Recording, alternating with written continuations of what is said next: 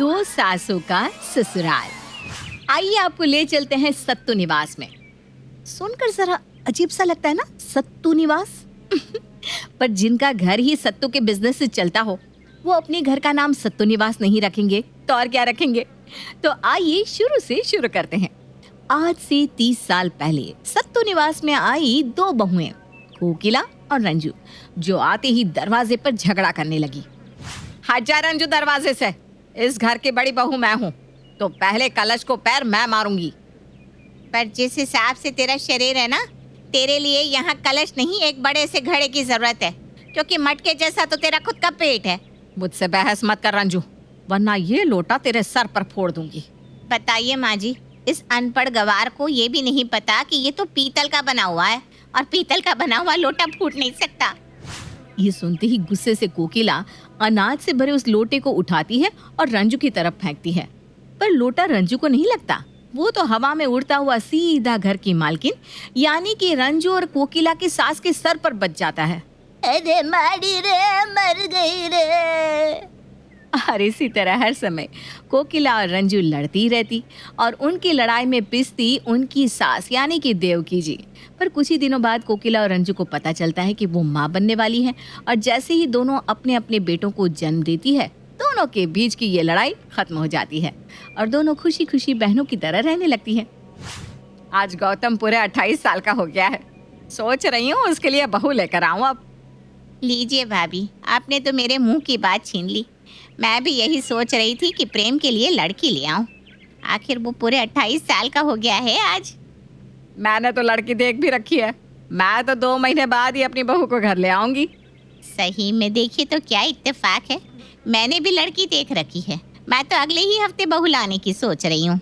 ज्यादा तेज मत बन रंजू, मैं जानती नहीं हूँ क्या तू वही करना चाहती है जो मैं करना चाहती हूँ। मुझे लगा था तू सुधर गई है, पर तू कभी नहीं सुधरने वाली। मुझे अभी भी याद है कैसे गृह प्रवेश के वक्त तूने अपनी औकात दिखा दी थी। अरे काले कौवे के मुंह की, तुझे भाभी भाभी बोलकर सर पर बिठाया तो तू मेरे सर पर नाचने लगी है। आज तक इस घर में मैं देवरानी बनकर रही हूँ ना, अब देख लेना, तेरी बहू के इस घर में आने के 5 मिनट पहले ही मैं अपनी बहू को इस घर में ले आऊंगी और उसे जेठानी का दर्जा दिलवाऊंगी और देवरानी बनेगी तेरी बहू।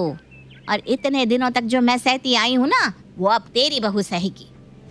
वो कहते हैं ना, अगर शेर शिकार करना छोड़ दे तो ये नहीं समझना चाहिए कि वो शिकार करना भूल गया। कोकिला और रंजू जिस जलन को अपने मन में दबाए बैठी थी, आज अपने बेटे की शादी की बात निकलते ही वो फिर से जाग उठती है और फौरन ही रंजू और कोकिला अपने बेटों के लिए लड़की की तलाश शुरू कर देती हैं। कोकिला अपने खानदानी पंडित जी को फोन लगाती है। जी हाँ पंडित जी, कल ही आप अच्छी अच्छी लड़कियों की तस्वीरें लेकर मेरे घर पधारिए। मैं जल्द से जल्द अपने गौतम की शादी करवाना चाहती हूँ। जी नमस्ते पंडित जी। कोकिला को पंडित जी से फोन पर बात करता देख रंजू भी पंडित जी को फोन लगा देती है। बस आप ही का सहारा है पंडित जी। आज शाम को ही अच्छे अच्छे घरों की संस्कारी लड़कियों की कुंडली लेकर मेरे घर पधारिए।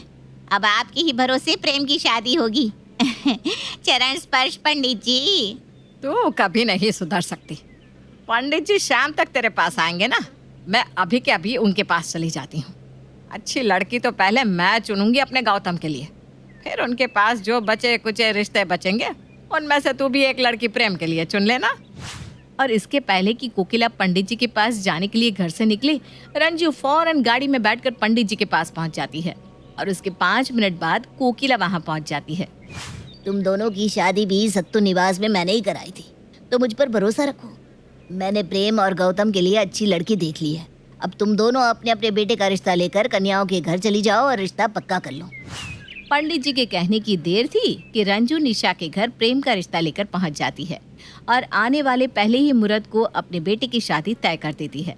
कोकिला भी पीछे कहाँ हटने वाली थी, वो भी उसी तारीख और उसी मुहूर्त पर गौतम की शादी गोपी से करने का तय कर लेती है और एक साथ सत्तू निवास के बाहर सज जाते हैं 2 मंडप और एक ही साथ प्रेम और गौतम की शादी की रस्में अलग अलग शुरू हो जाती है। निशा का लहंगा तो कियारा आडवाणी के लहंगे से मिलता है, मुंबई से मंगवा कर दिया क्या रंजू? अरे ये मेरी बहू है, इसके लिए तो मैं विदेश से हीरो का लहंगा मंगवा दूं, तो ये मुंबई के लहंगे की क्या बात है। ये सुनते ही कोकिला के भौं ऊपर चढ़ जाते हैं। ए गोपी, ये लहंगा कहाँ से लिया तूने? ये लहंगा तो मेरी नानी का है मम्मी जी। सत्यानाश, अब सभी के सामने मेरा पोपट हो जाएगा। तू चल यहाँ से। 2 मिनट पंडित जी, एक बार रस्म जरा रोकनी पड़ेगी आपको, मुझे अपनी बहू का लहंगा बदलवाना है। और सिर्फ रंजू की बहू को नीचा दिखाने के लिए चलती हुई रस्मों को रोककर कोकिला गोपी को लेकर अपने कमरे में चली जाती है और चांदी के तार की एम्ब्रॉयडरी वाला लहंगा उसे पहनने के लिए देती है। जैसे ही गोपी इस लहंगे को पहनकर अंदर आती है, सभी उसी को देखते जाते हैं।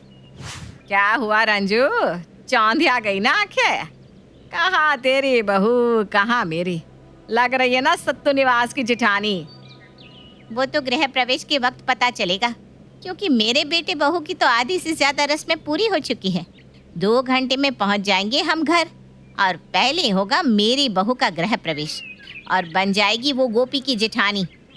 पंडित जी, सुपर फास्ट तरीके से मंत्र पढ़िए। किसी भी तरह से 1.5 घंटे में रस्में संपन्न हो जानी चाहिए।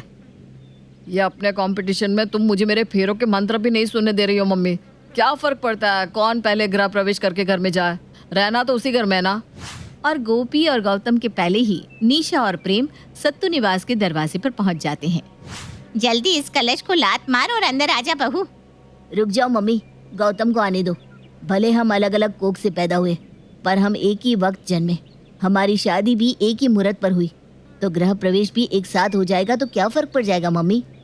भले वो मेरा सगा भाई नहीं है, पर मेरे लिए मेरे जिगर का टुकड़ा है गौतम। तभी गौतम और गोपी भी वहां पहुंच जाते हैं। क्या फर्क पड़ता है प्रेम, पहले तू घर के अंदर जा या मैं? चाची का माना है तो तू पहले चला जा, मुझे कोई दिक्कत नहीं है। और अपना दाया पैर आगे कर सबसे पहले निशा अपने ससुराल की दहलीज लांग कर अंदर आ जाती है और बन जाती है घर की जेठानी। अब तो हो गया मम्मी चाची, दोनों बहुओं का गृह प्रवेश हो गया ना। अब हम अपने अपने कमरे में जा सकते हैं कि नहीं? अरे ऐसे कैसे बेटा, तुम दोनों को आपस में कोई भी कमरा लेने में दिक्कत नहीं थी, इसलिए प्रेम ने छोटा कमरा ले लिया और तुमसे कुछ कहा भी नहीं। पर अब तुम दोनों की पत्नी आ गई है, उनकी भी तो मर्जी पूछी जाएगी। ओहदे में तुम बड़ी हो निशा, तो बताओ तुम्हें किस कमरे में जाना है? और ये पूछते हुए रंजू निशा को आंख मार देती है। ये हमेशा से छोटे कमरे में रह गए तो क्या हुआ, मुझे छोटा कमरा नहीं चाहिए, मुझे वो बड़ा वाला कमरा ही चाहिए मम्मी जी। ये हुई ना मेरी बहू वाली बात। ये देखकर कुछ याद आया कि नहीं कोकिला? जब मैं इस घर में आई थी, तूने भी आते ही पहले बड़ा कमरा चुन लिया था और फिर पूरी रात थकी होने के बावजूद भी मैं आराम नहीं कर पाई, क्योंकि सारी रात तो मेरी कमरे का सामान शिफ्ट करने में ही चली गई। हाँ, जैसे मैं तो सोई गई थी। मेरे पति का भी तो कमरा बदला था, मैं भी तो पूरी रात शिफ्टिंग ही कर रही थी। रंजू और कोकिला बहस करती रहती है और दोनों ही जोड़े की पहली नाइट बर्बाद कर देती है। और पूरी रात गोपी और निशा अपने अपने पतियों के कमरे के सामान को इधर से उधर करती रह जाती है। इसी में सुबह के 5 बज जाते हैं। चलिए रूम में कमरा शिफ्ट हो गया है। 7 बजे तो उठने का वक्त हो जाएगा। चलो कोई नहीं, 2 घंटे तुमसे बात ही कर लेता हूँ। ये कहकर गौतम अपने कमरे में जाने को तैयार होता ही है कि वहाँ कोकिला आ जाती है। अरे वाह गोपी बहू, तू इतनी सवेरे उठ भी गई। इसी से समझ में आ जाता है कि बस घर में पहले आ जाने से कोई जेठानी नहीं बन जाता। बड़ी बहू के सारे गुण तो तुझ में है। तो कौन सा मेरी निशा अब तक सो रही है, वो भी उठकर खड़ी है? एक काम कर निशा, मेरे कमरे में आ जा। मैं तुझे एक अच्छी सी भारी साड़ी और कुछ गहने दे देती हूँ। आज मुंह दिखाए के वक्त सभी के सामने तू वही पहन कर आना। लगना चाहिए तू घर की बड़ी बहू है। रंजू और कोकिला अपने बीच की जंग को यलगार दे देती है और कुछ घंटे बाद पड़ोस की औरतें दोनों बहुओं की मुंह दिखाए के लिए सत्तू निवास पहुंच जाती है, जहां एक तरफ से गोपी सबके सामने चेहरा ढक कर आती है, दूसरी तरफ से निशा। अब सब एक एक करके दोनों बहुओं का घूंघट हटाकर उनका चेहरा देखकर बताओ कि ज्यादा सुंदर बहू किसकी आई है, मेरी या रंजू की। सबसे पहले विमला दोनों बहुओं का चेहरा देखती है और देखते ही कहती है, लगता है देवकी काकी सारे गहने रंजू को ही देकर चली गई। खानदानी हार तो बड़ी बहू के गले में है, लगता है गोपी को कुछ मिला ही नहीं। क्या? मैंने तुझे 4-4 तोले के सोने के नेकलेस निकाल कर दिए थे, वो क्यों नहीं पहने तूने गोपी? मुझे लगा वो आउटडेटेड लगेंगे मम्मी जी। ये सुनते ही कोकिला गोपी का हाथ पकड़कर उसे अपने कमरे में ले जाती है। और उसे किसी मूर्ति की तरह गहनों से लाद कर बाहर सबके सामने ले आती है। अब तो निशा फीकी पड़ गई गोपी के सामने। ए निशा, अंदर चल। रंजू और गहने निकालकर निशा को पहना देती है और इसी तरह हर वक्त दोनों बहुओं के बीच कंपटीशन चलता ही रहता है। इसी तरह 2 महीने निकल जाते हैं और एक सुबह गोपी अपना सर पकड़े अपने कमरे से बाहर आती है।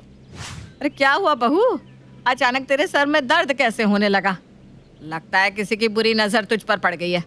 वैसे भी यहाँ नजर लगाने का ही लोग बैठे हुए हैं। नहीं मम्मी जी, पता नहीं कल से बहुत चक्कर आ रहे हैं। रात को 2 बार उल्टी भी की मैंने। क्या आज ही सुनते हो?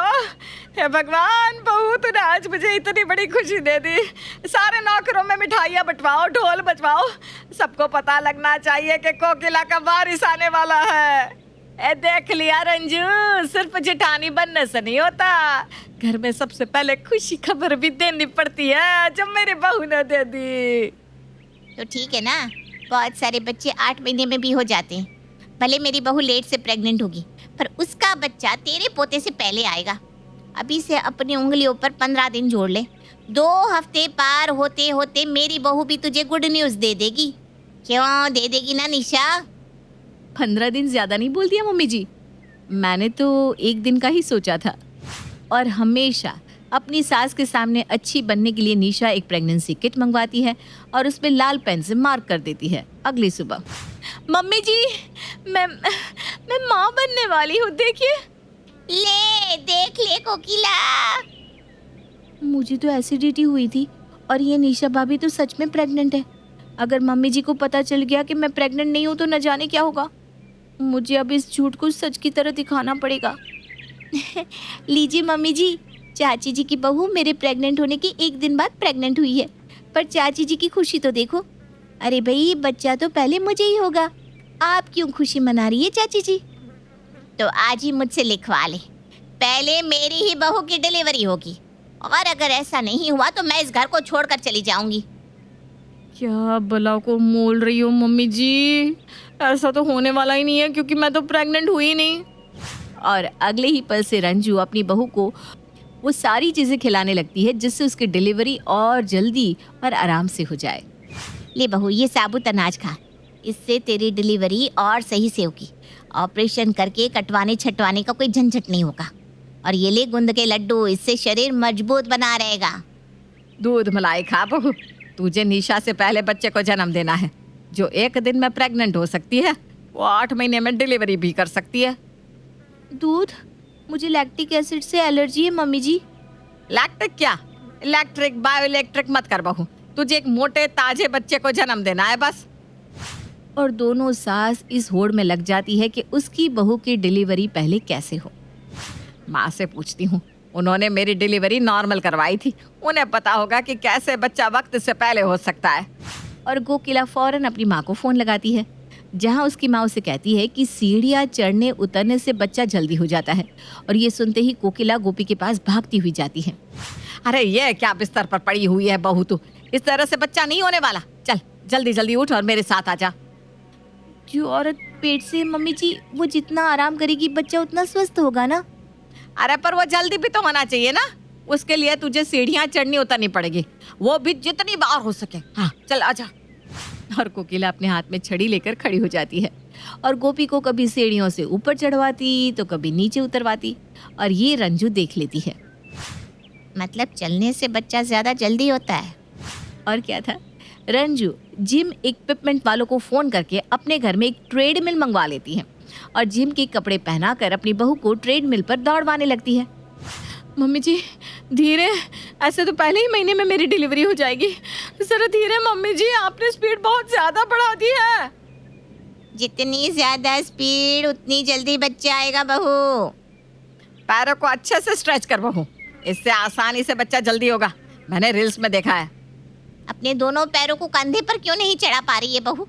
अरे ऐसे कैसे होगा बच्चा तुझे जल्दी? हाँ, रात को जब भी प्रेम और गौतम घर लौटते, उन्हें अपनी बीवियां कभी उठी हुई मिलती नहीं थी, क्योंकि अपनी सास के चक्कर में वो दोनों थक हार के सो जाया करती थी। और अब प्रेगनेंसी की न्यूज़ मिलने के बाद तो दोनों सासें अपनी बहू को अपने पास ही सुलाने लगी थी। पहले तो सब ठीक चल रहा था, फिर एक रात गौतम और प्रेम घर लौटते ही नहीं। सभी उनका बहुत इंतजार करते हैं ऑफिस में भी फोन करते हैं पर पता चलता है कि वो दोनों तो आज ऑफिस आए ही नहीं। मुझे बहुत घबराहट हो रही है, मैं तो जा रही हूँ FIR करने। मैं भी चलती हूँ, रंजू तू घर संभाल। बहुत खोजबीन के बाद भी प्रेम और गौतम नहीं मिलते और 2 दिन बाद दोनों अपने घर लौटते हैं। उन्हें देखते ही सभी उनके गले लग जाते हैं। कहाँ गए थे तुम दोनों? ये क्या हरकत है?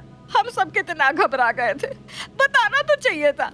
तुम दोनों का फोन भी बंद था, घर में प्रेग्नेंट बीवी है, उसका तो लिहाज रखते हैं। तो घर आकर हम कर भी क्या लेते बड़ी माँ, क्या फायदा? आप और मम्मी तो समझने का नाम ही नहीं ले रही थी। और किस बच्चे के पीछे आप दोनों भाग रही हो जो बच्चा है ही नहीं? शादी के बाद जब हम दोनों अपनी पत्नियों से ठीक से मिले ही नहीं तो बच्चा कहाँ से होगा? वो आई एम सॉरी मम्मी जी, आपके डर से मैंने झूठ बोल दिया था। मुझे ना एसिडिटी हुई थी। मैं भी मजबूर थी मम्मी जी। आप लोग हमारे लिए पत्नियां नहीं, अपने लिए बहू लेकर आई थी, जिससे आप एक दूसरे को नीचा दिखा सके। तो हम दोनों का इस घर में काम ही क्या है? ये सुनते ही कोकिला और रंजू की आंखों में आंसू आ जाते हैं और उन दोनों को अपनी गलती का एहसास हो जाता है। रंजू, वो तेरे पास एरोप्लेन बुक करने वाले का नंबर है ना, उससे 4 टिकट बुक करवा दे। हमारे दोनों बेटे हनीमून पर जाएंगे। Bye bye. ये लोग तो चले गए, पर एक बात बताऊं भाभी, आपकी साड़ी मेरी साड़ी के आगे फीकी ही है। अरे फीकी होगी तो